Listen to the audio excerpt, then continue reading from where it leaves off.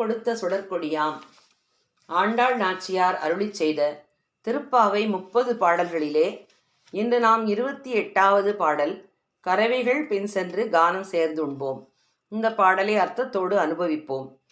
எந்த குறையுமின்றி நிறையவே வடிவான கோவிந்தனே, நாங்கள் கறவை மாடுகளை ஓட்டிக்கொண்டு காடுகளுக்கு சென்று அங்கேயே உணவு கொள்ளும் காடு வாழ் ஜாதியர்கள். எங்களுக்கு எந்தவிதமான ஞானமும் கிடையாது. ஆனால் உன் அருளை பெறும் மகத்தான புண்ணியம் ஒன்று எங்களுக்கெல்லாம் வந்து சேர்ந்திருக்கிறது. மாடு மேய்க்கும் எங்களது ஆய்குலத்தில் உன்னை பிள்ளையாக பெற்று வளர்த்து எங்களோடு ஒருவனாக கலந்து பழகும் பேறு எங்களுக்கு கிடைத்ததல்லவா? எங்களுக்கு அறிவில்லாவிட்டால் என்ன கண்ணா? உன்னிடம்தான் ஞானமும் அறிவும் செல்வம் எல்லாமே நிறைய பெற்றிருக்கிறதே. உன்னோடு எங்களுக்குள்ள தொடர்பு நீங்க முடியாதது. நாங்கள் அறிவில்லாத பாமரர்கள். அன்பின் காரணமாக உன் பெருமை அறியாது சிறு பெயர்களால் ஒருமையில் உன்னை அழைத்திருப்போம். அவற்றையெல்லாம் பொறுத்து எங்களுக்கு அருள் செய்ய வேண்டும் கண்ணா என்று கேட்கிறார்கள் இந்த பாடலில். இங்கு ஒரு கற்பனையான உரையாடல் வைத்துக் கொள்வோம். இறைவன் இவர்களை பார்த்து கேட்கிறானாம், என் அருள் வேண்டி வந்துள்ளீர்கள், எதற்கும் ஒரு தகுதி வேண்டுமல்லவா? உங்கள் தகுதிகளை சொல்லுங்கள் என்று அவர் கேட்பது போலவும் இந்த ஆயர் பெண்டீர்கள்லாம் பதில் சொல்வது போலவும் இருக்கிறது. தகுதியா? சிரிக்கிறார்களாம் இந்த கோபியர்கள்லாம். நாங்கள் மாடு மேய்ப்பவர்கள்.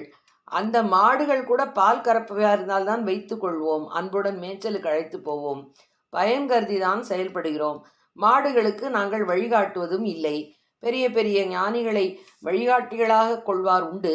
நாங்கள் கன்று காலிகளை வழிகாட்டிகளாக கொண்டு அதன் பின்னே போபவர்கள். மாடு மேய்ப்பது கூட ஒரு அறம்தானே என்கிறான் இறைவன். பசு பராமரிப்பு கோசம்ரட்சணம் பெரிய புண்ணிய செயல்தான் என்று இவர்களிடம் பதில் சொல்கிறானாம். அதற்கும் சொல்கிறார்கள், நாங்கள் பசு எருமை ஆடு எல்லாவற்றையும் மேய்ப்போம். இவற்றை ஓட்டி கொண்டு நாங்கள் காட்டுக்கு போய்விடுவோம். காலை முதல் மாலை வரை அங்குதான் இருப்போம். வனத்தில் எத்தனையோ புண்ணிய ஸ்தலங்கள் உண்டே, பிருந்தாவனம் தண்டகாரண்யம் போல. அவற்றுக்கு செல்வதெல்லாம் புனித யாத்திரை ஆகிவிடும். அது புண்ணியம்தானே. ஆனால் நாங்கள் செல்வது வெறும் கானகம். எங்களுக்கு தெரிந்ததெல்லாம் சாப்பிடுவதுதான். உண்பது கூட உள்ளே உள்ள இறைவனுக்கு அளிக்கும் பிரசாதம்தான், வேள்விதான். உணவு உண்பதிலும் எத்தனையோ நியமங்கள் இருக்கின்றனவே, எங்களுக்கு அந்த நியமங்கள் எல்லாம் தெரியாது. குளித்து உணவு அந்த நியமங்கள் கொள்ளவும் எங்களால் முடியாது. வேர்த்த போது குளிப்போம், விரும்பிய போது சாப்பிடுவோம். போகட்டும், கர்மயோகம் புரியாவிட்டாலும் பக்தி ஞான பணிகள் செய்வீர்களா என்று கேட்கிறாராம் இறைவன். எங்களுக்கு அறிவில்லையப்பா, அறிவொன்றும் இல்லை. அறிவொன்றும் இல்லாத ஆய்குலத்து நாங்கள். கர்ம பக்தி ஞான யோகம் எதுவுமே எங்களுக்கு தெரியாது. நாங்கள் அறிவொன்றும் இல்லாத ஆய்குலத்தார். அதுக்கு சொல்கிறானாம் இறைவன், எந்த தகுதியும் இல்லாத உங்களுக்கு நான் எப்படி அருள் செய்ய முடியும்? எந்த தைரியத்தில் நீங்கள் என்னை தேடி வந்தீர்கள் என்று அவன் கற்பனையாக கேட்பது போல மனதில் வைத்துக்கொண்டு இவர்கள் பதில் சொல்கிறார்கள். இந்த தகுதியின்மைதான் எங்கள் தகுதியாகும் கண்ணா. எல்லாவற்றுக்கும் மேற்பட்ட தகுதி ஒன்று எங்களிடம் உள்ளது. கறவைகள் பின் சென்று கானம் சேர்ந்து உண்ணும் எங்களது காடுவாழ் குலத்தில் தானே நீ பிறந்து வந்திருக்கிறாய். இந்த ஆயர்குடியில் நீயும் ஒருவன் என்பதை மறந்து விட்டாயா கண்ணா?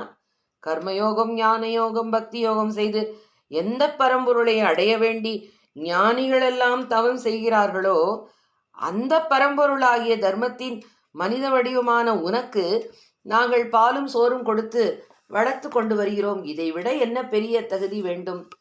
எங்களிடம் அறிவில்லாவிட்டால் என்ன? நீ அனைத்தும் அறிந்தவன், குறைவில்லாதவன், குறைவொன்றுமற்றவன், குறையொன்றுமில்லாத கோவிந்தன். நாங்கள் பள்ளமானால் நீ பெரும் மேடு. அந்த மேட்டிலிருந்து மண்ணெடுத்து இந்த பள்ளத்தை நிரப்பி விடலாமே. 2வது முறையாக கோவிந்தா என்று அழைக்கிறாள் ஆண்டாள். உனக்கும் எங்களுக்கும் உள்ள உறவு பிரிக்க முடியாதது. உன்னாலும் முடியாது, எங்களாலும் முடியாது. இறைவனும் உயிரும் என்றும் இணைந்து நிற்பவர்கள். விளக்கத்துக்காக குறைகளை பட்டியலிட்டு விட்டாலும் இறைவனிடம் நாம் செல்கையில் நம் தகுதியின்மையை பட்டியலிட்டே சொல்ல வேண்டும் என்பதை குறிப்பிடுவது ஆழ்வார்களின் சில வரிகள். நலந்தான் ஒன்றும் இலேன், நல்லதோர் அறம் செய்துமிலேன் என்கிறார் திருமங்கை ஆழ்வார். மனத்திலோர் தூய்மை இல்லை, வாயிலோர் இன்சொல் இல்லை என்று பாடுவார் தொண்டரடிப்புடி ஆழ்வார். பேரறிவாளனான இறைவன் முன்பு நம் நிலையை படம் பிடிக்கும் வரிகள்தான் ஆயர் சிறுமிகள் தொடர்கிறார்கள். கூட விளையாடும் பிள்ளையாக தோழனாக கண்ட கண்ணனது உண்மை நிலையை அறிந்த ஆயர் பெண்களுக்கு அச்சம் வந்துவிட்டது. நீயோ பரம்பொருள், இதை அறியாது எங்களில் ஒருவனாக கருதி உன்னை வேடிக்கை பெயர்களால் நாங்கள் அழைத்திருக்கிறோம். அதை மன்னிக்க வேண்டும் கண்ணா. அதனால் நீ சினம் கொள்ளாமல் எங்களுக்கு நோன்பின் பயனை பறையை தர வேண்டும் என்று ஆய்க்குல மகளிர் கண்ணனை வேண்டுகிறார்கள். அர்ஜுனன் பாரத யுத்தத்திலே கண்ணனது விஸ்வரூபத்தை கண்டு பயந்து விட்டான். கண்ணனை தோழனாக கருதி அவனுடன் பழகும் காலத்தில் தோழர் யாதவர் என்றெல்லாம் அழைத்ததற்கும் அர்ஜுனன் கிருஷ்ணனிடம் மன்னிப்பு கேட்பான். இங்கு சிறுபெயர் என்பதற்கு பெரியோர் தந்துள்ள விளக்கம் சிந்திக்கத்தக்கது. கோவிந்தன் என்ற பெயருக்கு முன்னால் திருப்பாவையில் வரும் நாராயணன் என்ற பெரிய திருமந்திர நாமம் கூட சிறுபெயராகி விடுகிறதாம். கண்ணன் தன்னை கோவிந்தன் என்று அழைப்பதையே ரொம்பவும் விரும்புகிறானாம். ஒரு கிராமத்தில் படித்தவர் நாராயணசாமி. நானு என்று அவரை கூப்பிடுவார்கள். வளர்ந்து பெரும் பதவிக்கு உயர்ந்தார். சொந்த ஊருக்கு வரும்போது அவரை அவரது பதவி பெயரை குறிப்பிட்டோ முழு நீளப்பெயரை கூப்பிடுவதை கேட்டால் அவருக்கு சந்தோஷமே போய்விடும். பழைய நண்பர் ஒருவர் அங்கேருந்து வந்து நானு வாடா என்று அன்போடு அழைத்தால் அவர் பெரும் மகிழ்ச்சிக்கு அளவே இல்லை அல்லவா? அப்படித்தான் இவர்கள் அழைப்பதையெல்லாம் கண்ணன் மிகவும் இன்பமாக எடுத்துக்கொண்டானாம். இந்த பாடலை நாம் இப்போது இசை வடிவில் கேட்போம். கரவைகள் பின் சென்று கானம் சேர்ந்துண்போம்,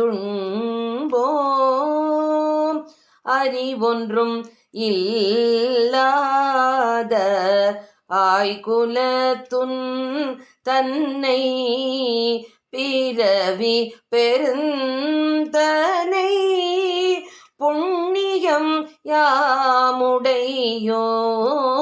குறைவொன்றும் இல்லாத கோவிந்தாவுன் தன்னோடு ஊரவேல் நமக்கிங்கு ஒழிக்க ஒழியாது அறியாத பிள்ளைகளோ அன்பினால் உன் தன்னை சிறு பேர் அழைத்தனவும் சீரியரோலாதே